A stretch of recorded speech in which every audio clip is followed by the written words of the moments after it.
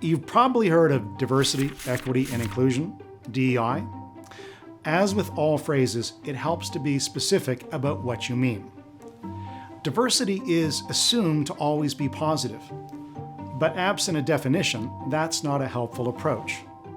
For example, the United States in 1860 was very diverse. That country had significant pro-slavery and anti-slavery sentiment. But no one today would think that kind of diversity on that issue was somehow positive.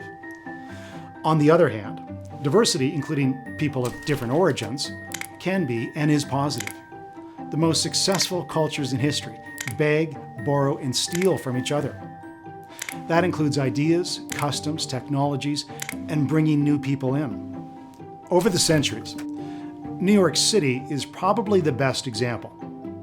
Despite occasional friction between longtime citizens and new arrivals, that city has been a mostly successful melting pot for much of its history. In Canada, consider early Montreal, or later, Toronto and Vancouver as examples as well. However, the key reason such cities could incorporate diverse peoples over time is because their countries united very different peoples around some core concepts. For Americans, life, liberty, and the pursuit of happiness. For Canadians, peace, order, and good government. Though, I'd add more specifically, also the notions of freedom, expressed by Sir Wilfrid Laurier, freedom of speech, freedom of action, freedom in religious life and civil life, and last but not least, freedom in commercial life.